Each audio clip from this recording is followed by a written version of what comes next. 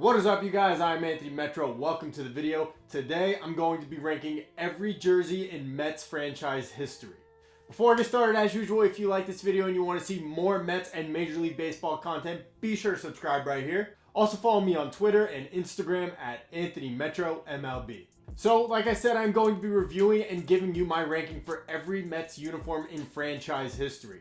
So while I was doing research for this video, there actually turned out to be a lot more Met uniforms than I actually originally had thought. That being said, I think I captured the most iconic ones and the most recognizable ones. I didn't include every single different cap or maybe backdrop shadow on a certain type of uniform, but for the most part, I think you guys will agree these are the most recognizable ones. Leading off, of course, the very original New York Met uniforms in 1962. The Brooklyn Dodgers and New York Giants left for California, leaving New York without any National League baseball. That was, of course, until 1962 when the New York Mets were born. The Mets, for their initial uniform, of course, adopted the Brooklyn Dodger blue and the San Francisco Giant orange. The Mets, as you can see here with Gil Hodges, are wearing their blue pinstripe uniforms. Of course, you can see the Mets blue script outlined in orange, similar to what you would see on a Mets uniform today. The blue lettering is great. The orange outline is amazing. I really love the New York script, and they still wear those similar to what we would see today on one of their uniforms. One thing that I do not exactly love about these uniforms is that there's no number on the front of the jersey. I actually am a big fan of that, and without it, it kind of looks a little blank to me, like it's missing something. In their first 8 years of existence, the New York Mets did not do much of anything correct, but they got these uniforms right. They look tremendous. For that reason, I'm going to put these uniforms in the A tier list.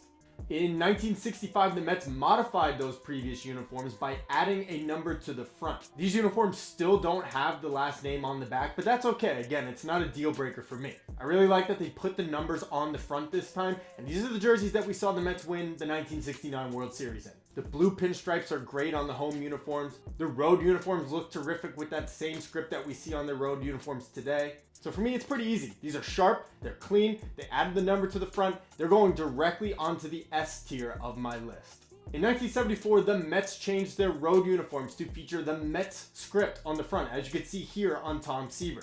This was a change to the road uniforms that the Mets wore for the first 12 years of their existence.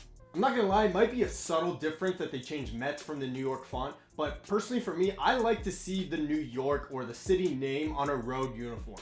The Mets and the Yankees, Dodgers, that's just a nickname for your team. Your actual team name is the city that you are coming from. So for me, when you go on the road, you should always be representing the city that you come from and the city that you represent and play in. Overall, the design's not terrible, so I won't rank it too harshly, but I am going to put it on the B tier list because personally, I feel the road uniform should always represent the city and not the team nickname. So in 1978, the Mets made the most drastic change to their uniforms to date. The Mets ditched the button-up look and instead opted for a pullover uniform.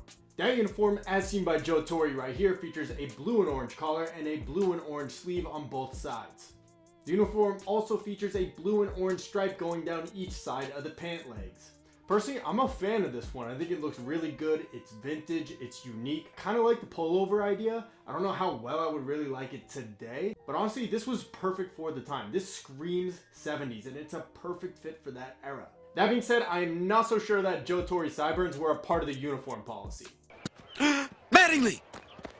I thought I told you to trim those sideburns! Go home! You're off the team for good! Overall, I'm a fan of these, but they were only worn for a very short period of time. They would not really work for today, so I'm going to put them in the B tier of the list. Next, in 1980, the Mets introduced their mesh blue batting practice uniform. This uniform featured a blue and white collar as well as blue and orange sleeves, similar to the uniforms that we saw in the 70s. There were two different versions of this uniform. There was the home one that had the Mets script on the front. It featured orange writing with a white outline. And then there was the away uniform, which was gray with an orange outline. Again, like I mentioned before, I'm not a big fan of a nickname being on the front of a road uniform, but these still look pretty good, pretty sharp. I'm a fan of these both. So for those reasons, I'm going to put the 1980s Mets home and road unis on the A tier of my list. In 1982, the Mets introduced the racing stripe uniforms. They're most notorious, of course, for the blue and orange racing stripe that goes down the shoulders, the side of the obliques, and of course the pants as well. The Mets wore these uniforms throughout most of the 1980s, including in their 1986 World Series. Honestly, these are classic.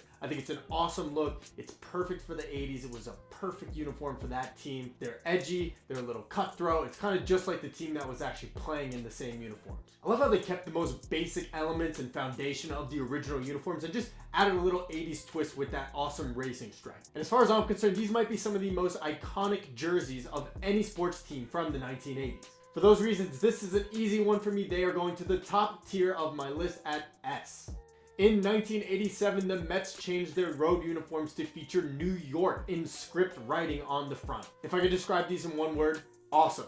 These are amazing uniforms. I think that these are some of the best that the Mets have ever had. It's a real shame they only actually wore them for that one season.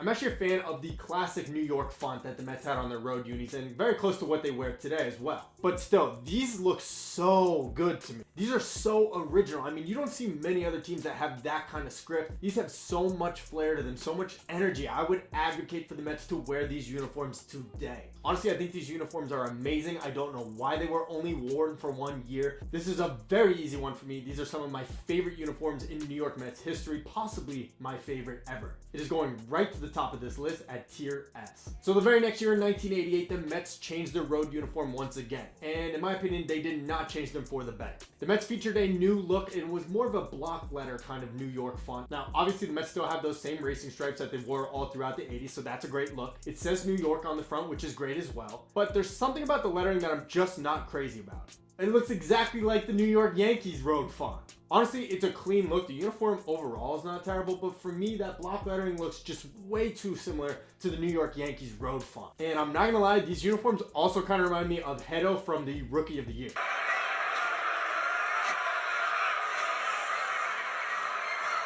Let's go, kid. Where's your mom sitting?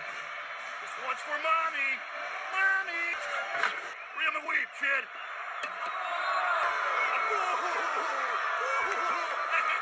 The overall design of these uniforms are not terrible by any means. They still look pretty good, but the font looks too similar to the Yankees, and that's a big no-no for me. So for those reasons, I'm gonna have to put these uniforms in the C tier. In 1991, the Mets unveiled new home and road jerseys that featured an underlined Mets and New York script on home and road jerseys.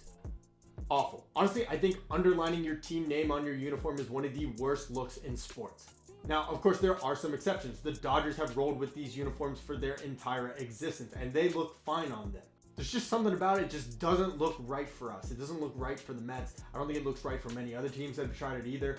It's definitely a Dodgers thing, and I don't want to see any other team try and repeat it because it is just not a good look if you don't have the franchise history to back it up. Honestly, I think these look terrible. I would never want to see the Mets do something like this again. They are going to go in the D tier. In 1999, as part of the Major League Baseball Turn Ahead the Clock promotion, the Mets were rebranded as the Mercury Mets. And every Mets fan wanted to know, is it too late to turn that clock back? These are some of the worst excuses for uniforms in the history of sports. Okay, honestly, it wasn't the Mets doing this. Was obviously a Major League Baseball promotion, but what is going on here? They literally put the planet Mercury on the uniforms.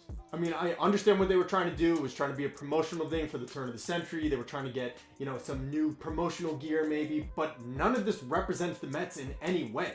These uniforms are black, they're gray, they have the planet Mercury on them. The Mets name is literally written in vertical writing. It is just terrible in every conceivable way. This is an easy one for me. The Mercury Mets are going on the D tier.